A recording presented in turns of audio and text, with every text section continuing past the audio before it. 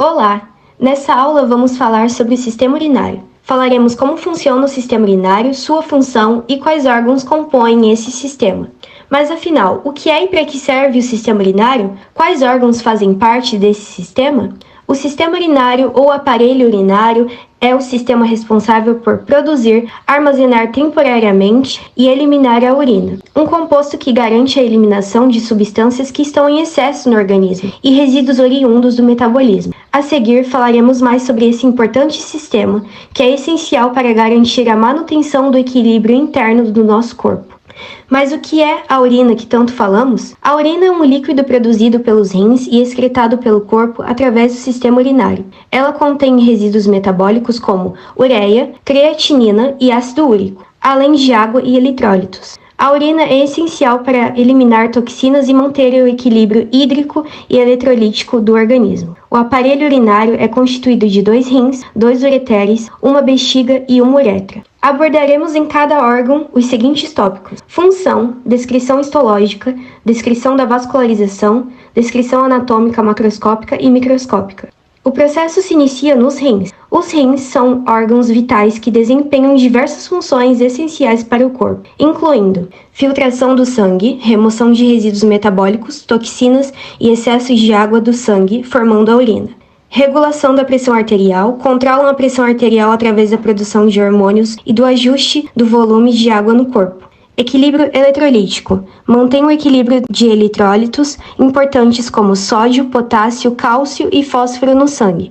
Produção de eritropoetina, hormônio que estimula a produção de glóbulos vermelhos na medula óssea. Sobre a histologia, podemos falar que os rins são compostos por cápsula renal, uma cápsula fibrosa que envolve o rim e o protege, córtex renal, situada na parte externa do rim, é responsável pela filtração do sangue. Contém milhões de unidades funcionais chamadas néfrons, cada um composto por um glomérulo e um túbulo renal. Medula renal, situada na parte interna do rim, é responsável pela concentração da urina. Contém pirâmides renais, estruturas em forma de cone compostas por túbulos coletores. Na vascularização dos rins, os rins são irrigados por artérias renais que se ramificam em capilares dentro dos néfrons. O sangue filtrado nos glomérulos flui para os túbulos renais, onde a água e os eletrólitos são reabsorvidos e os resíduos formam a urina. A urina então flui pelos cálices renais, pelve renal, ureteres e bexiga, antes de ser eliminada do corpo, através da uretra.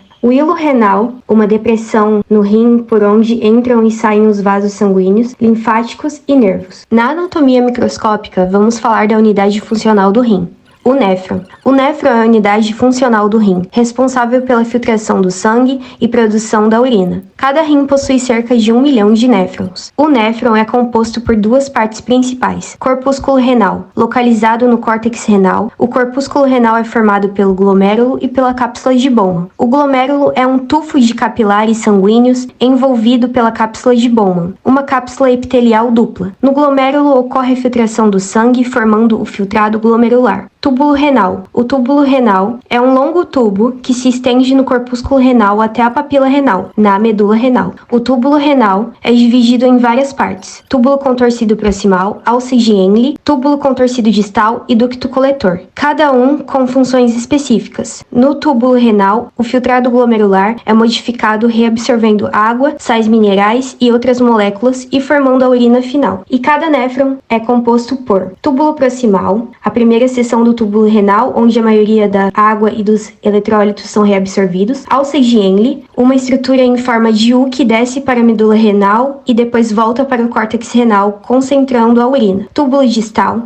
a última seção do túbulo renal, onde ocorre a reabsorção final de água e eletrólitos e a secreção de íons e outras substâncias na urina. Ducto coletor, um tubo que coleta a urina dos túbulos distais e a transporta para os cálices renais. E na parte macroscópica do rim, os rins são órgãos pares e eles ficam localizados na parte superior e posterior da cavidade abdominal, um de cada lado da coluna vertebral, abaixo do diafragma, músculo que separa o tórax do abdômen. E os rins são órgãos retroperitoneais. Significa que ficam atrás do peritônio, membrana que reveste a cavidade abdominal e dos órgãos digestivos. A parte superior dos rins fica parcialmente protegida pelas últimas costelas e costelas flutuantes. Logo acima dos rins, há glândulas chamadas de suprarrenais.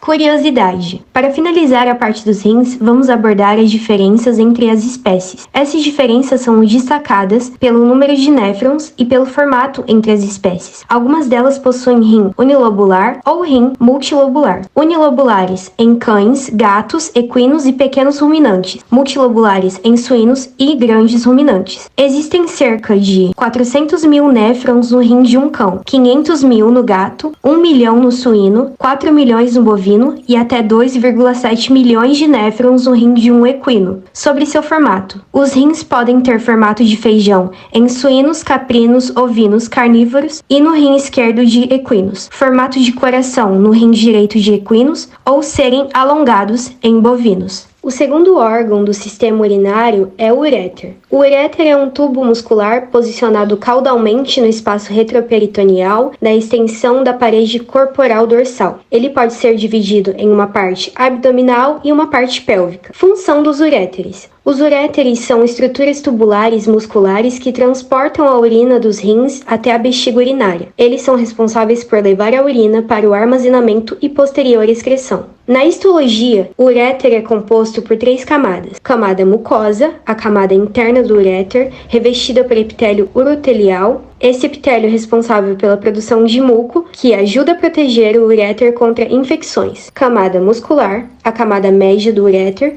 composta por 2 camadas de músculo liso. O músculo liso contrai e relaxa para impulsionar a urina para a bexiga urinária por meio de um processo chamado peristalse. Camada adventícia, a camada externa do uréter, composta por tecido conjuntivo. Essa camada contém vasos sanguíneos e nervos. Na vascularização do uréter, ele é irrigado pelas seguintes artérias. Artéria renal, a principal artéria que irriga o uréter. Artéria ilíaca comum, fornece sangue para a parte inferior do uréter. Artéria mesentérica inferior, fornece sangue para a parte superior do uréter. O uréter é drenado pelas seguintes veias. Veia renal, a principal veia que drena o uréter. Veia ilíaca comum, drena o sangue para a parte inferior do uréter. Veia mesentérica inferior, drena sangue para a parte superior do uréter. A anatomia do uréter pode ser dividida em 3 partes. Parte abdominal, a parte do uréter que se encontra na cavidade abdominal. Parte pélvica, a parte do uréter que se encontra na pelve. Parte intramural, a parte do uréter que se encontra na parte da bexiga urinária. A extremidade superior do uréter localiza-se dentro do rim e se chama pelve renal. Do rim, o uréter desce pela parte posterior do abdômen e penetra a cavidade pélvica, abrindo-se no ósteo do uréter situado no assoalho da bexiga. Curiosidade.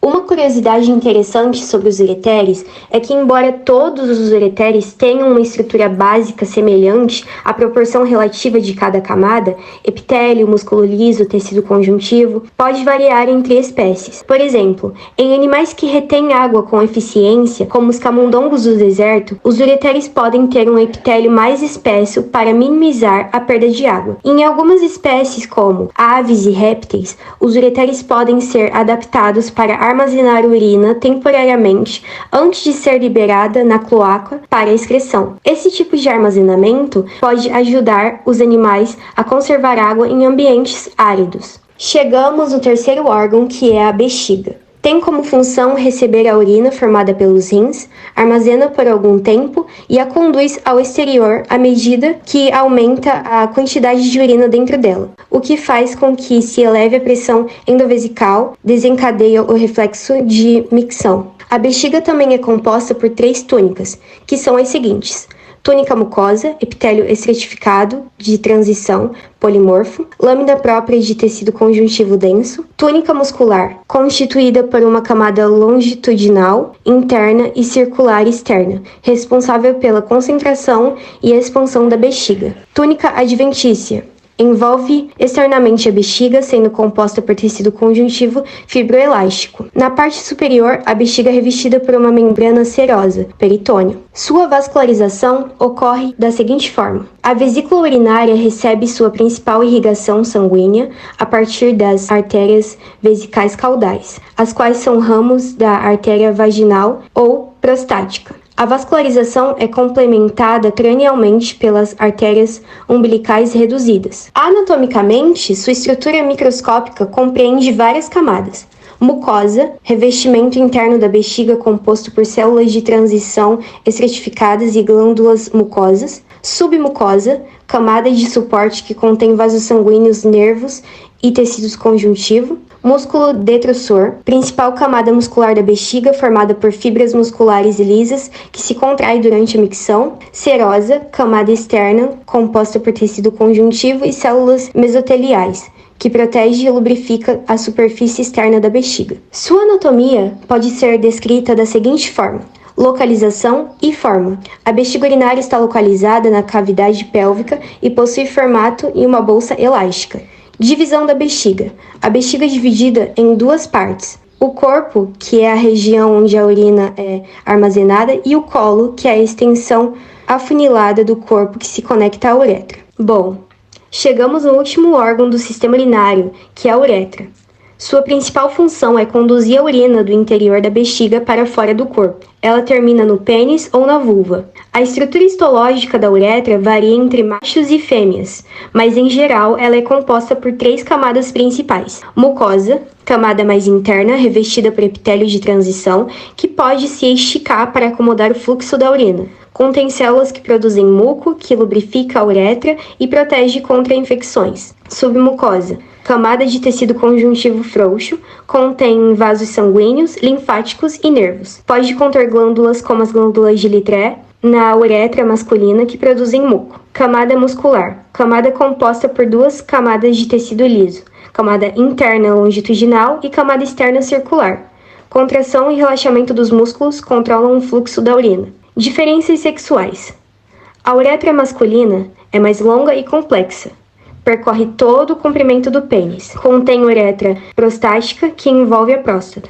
Contém a uretra esponjosa, que contém o corpo esponjoso do pênis. Faz parte do processo reprodutor, serve como passagem para o sêmen, que contém os espermatozoides necessários para a fecundação do óvulo. Uretra feminina, mais curta e simples, termina no vestíbulo da vagina, não contém glândulas prostáticas ou esponjosas. A vascularização da uretra, ou seja, o suprimento sanguíneo para este canal, apresenta diferenças entre os sexos masculino e feminino. Uretra masculina. Artérias. Artéria vesical inferior, irriga a porção prostática da uretra.